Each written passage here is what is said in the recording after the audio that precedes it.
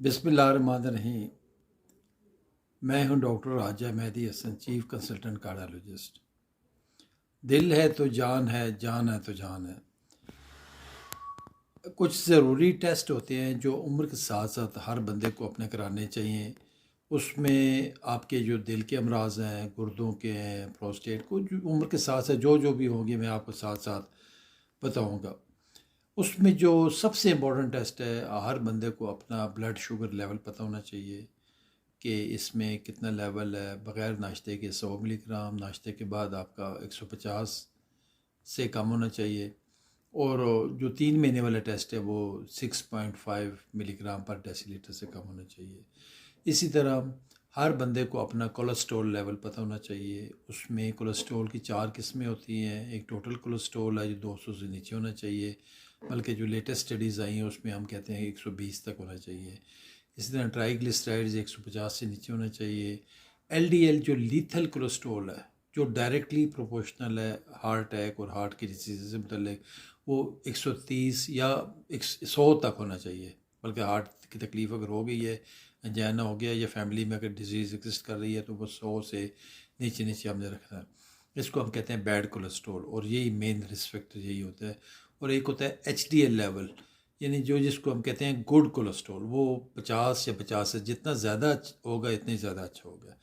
यानी एक आपका शुगर लेवल, दूसरा आपका कोलेस्ट्रॉल लेवल हो गया, तीसरा आपका जो है ना इसमें आपकी जो ओबेसिटी है, मोटापे का आपको पता होना चाहिए कि मोटापा आप कौन से लेवल पे है। 25 मिलीग्राम तक, 25 बीएमआई तक हम कहते हैं कि ये नॉर्मल लेवल है।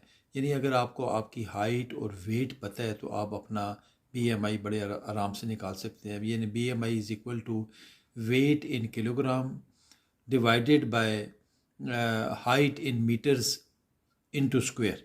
इन दो दफ़े लेके तो उस जो आगे आएगा रिज़ल्ट। अगर 25 तक आता है तो हम कहते हैं नॉर्मल है, 25 और 30 के इन बिटवीन हम कहते हैं कि ये ओवरवेट है, 30 से ज़्यादा हो तो आप कहते हैं कि ये ओबीस है, ये मोटापे का शिकार है। उसको फिर प्रॉपरली अपने कार्डियोलॉजिस्ट से एडवाइस लेनी चाहिए।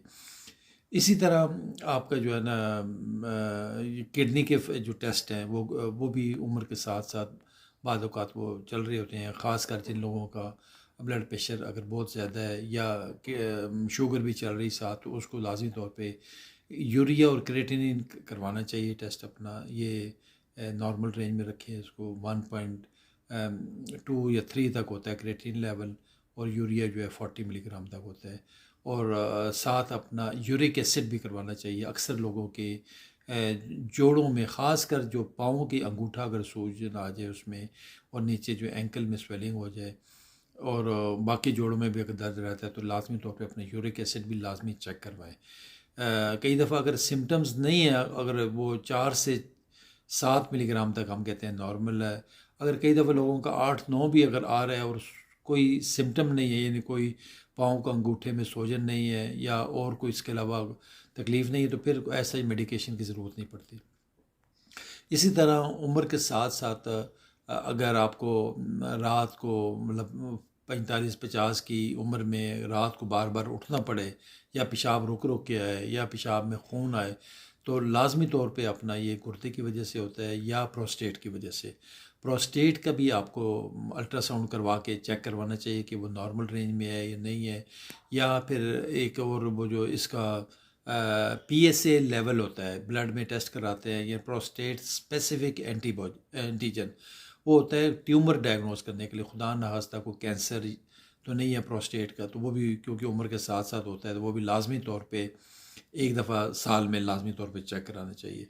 एक और इम्पॉर्टेंट टेस्ट है, अक्सर हम लोग इग्नोर कर जाते हैं, बल्कि यूरोप, अमेरिका वगैरह में या यूके में तो ये होता है कि 50 से ऊपर हर बंदे को साल में एक बार अपना जो कार्सिनोमा ऑफ कोलन हो, यानी बड़ी आंत का जो कैंसर है उसका टेस्ट होता है। स्टूल से, आपके पखाने का टेस्ट करने से होता है।